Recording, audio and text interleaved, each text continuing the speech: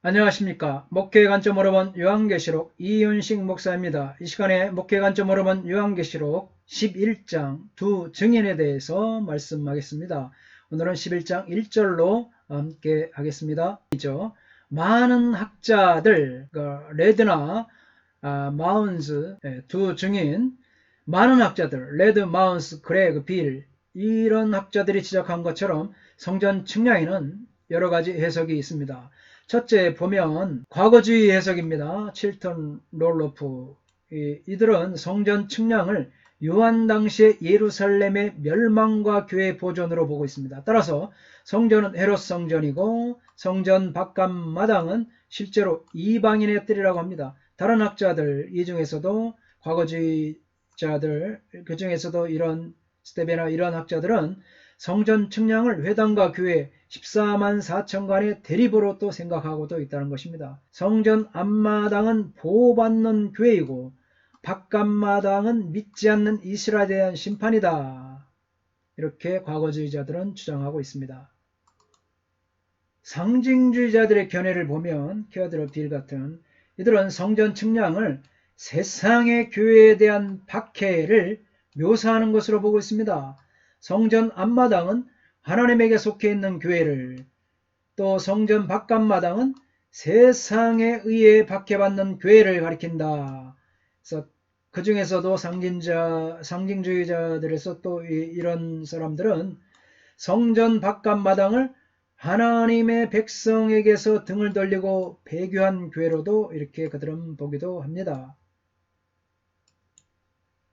또 세 번째 보면 세대주의 견해가 있습니다. 왈버드 사이 토머스. 이들은 42달 동안 큰 환란 시기죠.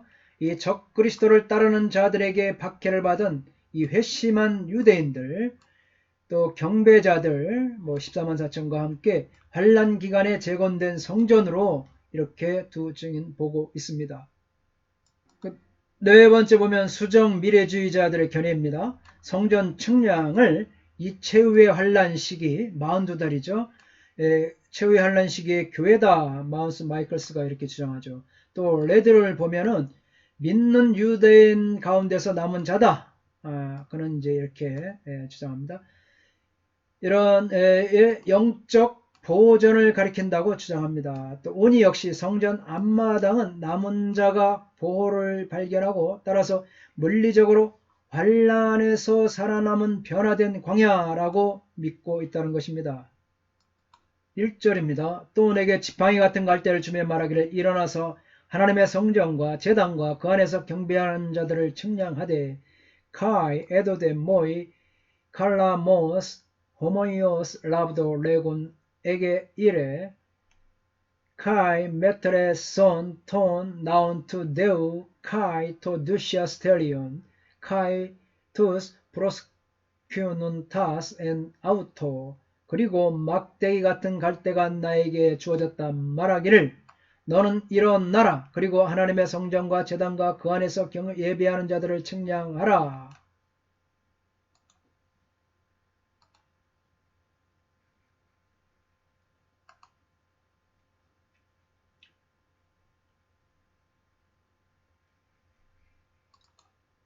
하나님의 임재가 있는 영적 성전에 거하는 언약 공동체 전체에 초점을 맞추고 있습니다.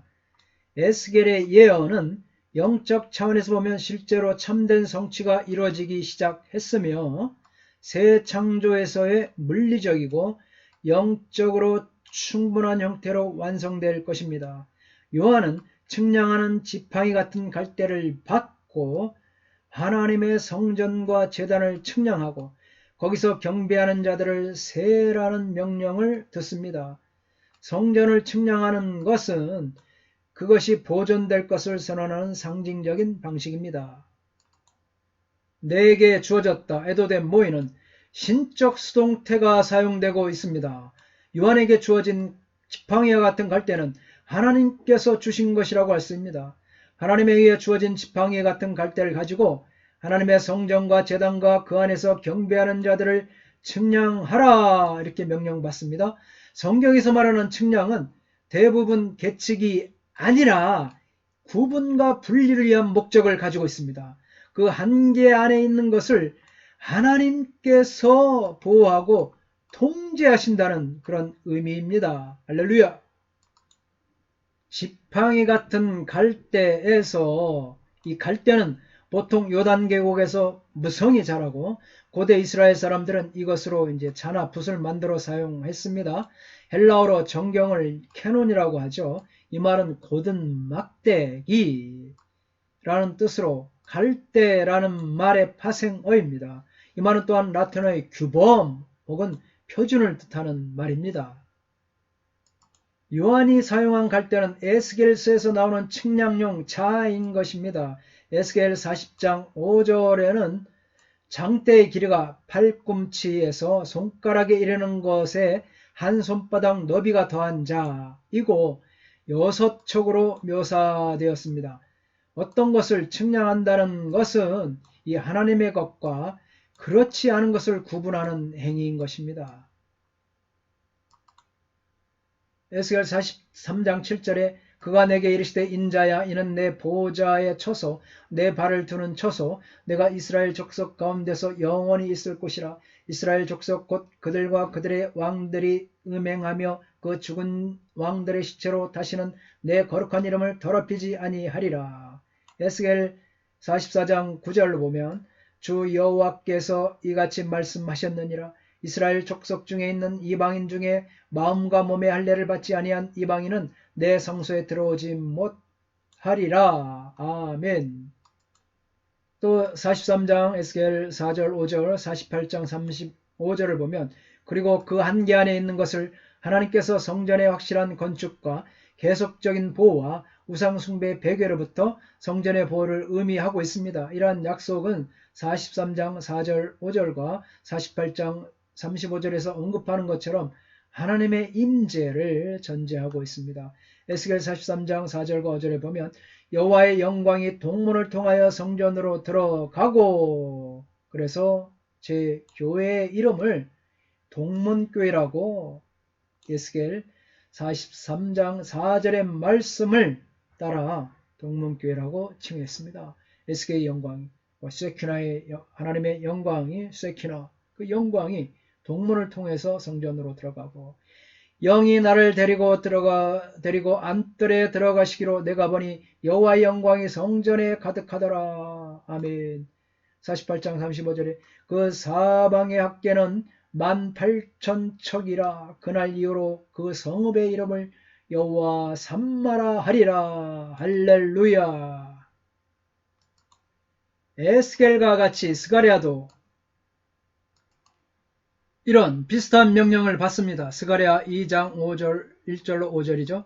에스겔서와 스가랴서는 구약 역사의 말기에 하나님이 이스라엘 백성을 버린 현실 앞에서 하나님께서 친히 자기 백성을 구별하고 보호하신다는 것을 소망으로 보여주고 있습니다.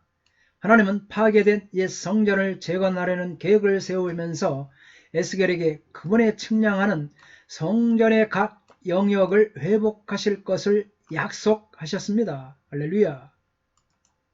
에스겔은 이 상징적인 행동을 통해 성전이 하나님께 속하였고 하나님께서 원하시는 대로 성전이 확실히 재건된다고 선포하였습니다.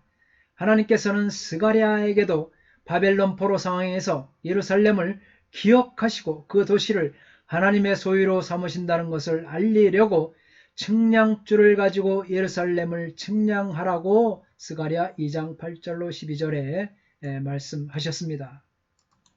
스가랴 2장 8절 만군의 여호와께서 이같이 말씀하시되 영광을 위하여 나를 너희를 노략한 여러 나라로 보내셨나니 너희를 범하는 자는 그의 눈동자를 범하는 것이라.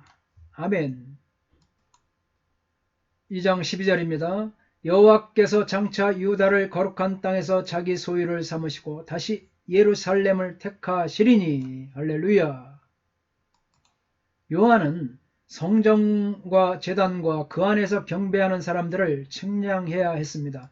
제단과 그 안에서 경배하는 자들을 측량하라. 이 내용은 에스겔서와 스가랴서에는 없는 내용입니다.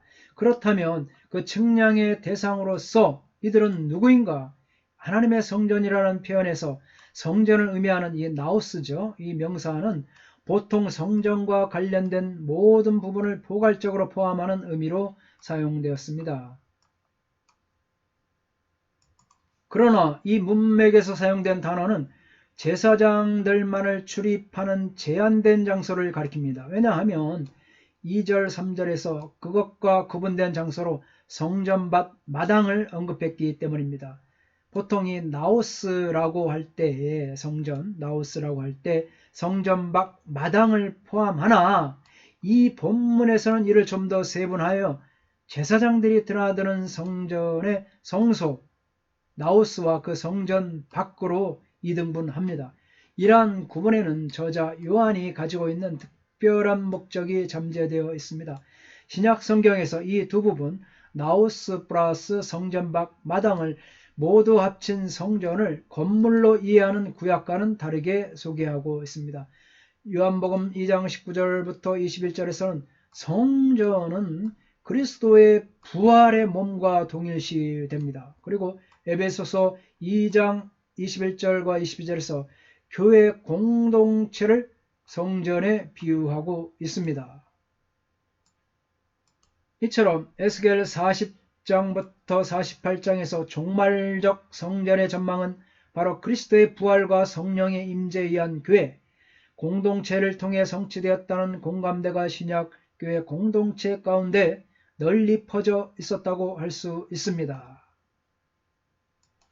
그렇다면 계시록 11장 1절에서 이 성전을 측량하여 그것을 보호하겠다는 것은 하나님의 백성, 곧 교회 공동체의 존재에 있는 어떤 특징을 설명해 주는 것으로 이해할 수 있습니다. 그러나 성전 밖 마당도 성전의 일부로서 교회 공동체의 특징 중 어떤 부분을 차지하는 것이므로 이에 대한 언급 또한 어떻게 주어질까를 살펴야만 이 본문의 문맥에서 교회 공동체에 대해 저자가 말하고자 하는 온전한 의미를 파악할 수가 있습니다. 제단은 지성소에 있는 향단입니다. 그래서 성전에 있어서 핵심적 요소이죠. 하나님의 제단은 성전에서 보다 내적인 것입니다. 그래서 장소상 한층 더 깊은 곳에 위치하고 있습니다. 성전을 파괴와 오염으로 보호하려면 그 안에 있는 향단도 보호받는 것이 당연합니다. 성소 안에서 예배드리고 있는 자들은 성소에서 사역하는 제사장들을 가리킵니다. 이들은 왕같은 제사장으로 하나님께 예배드리는 신실한 자들을 대표합니다. 이들 신실한 자들은 하나님의 택함을 받아 구원을 받는 성도들을 가리킵니다. 그들을 측량한다는 말은 그 숫자를 계수한다는 의미입니다. 즉 이는 그리스도께서 그의 교회를 세우실 것이며 그 교회가 파기되지 않게 하실 것이라는 선언입니다. 또한 여기서 측량은 하나님의 영적으로 자기 백성들을 우상 숭배의 영향으로 인한 오염에서 보호하는 것을 의미합니다. 교회는 원수들의 손에 극도의 고난을 받게 되겠지만 하나님이 이기는 자들과 함께 하시고 그들은 승리자로 나타나게 될 것입니다. 그렇습니다. 반드시 교회는 승리합니다. 할렐루야. 감사합니다. 다음 시간에 다시 뵙겠습니다. 평안하십시오. 샬롬.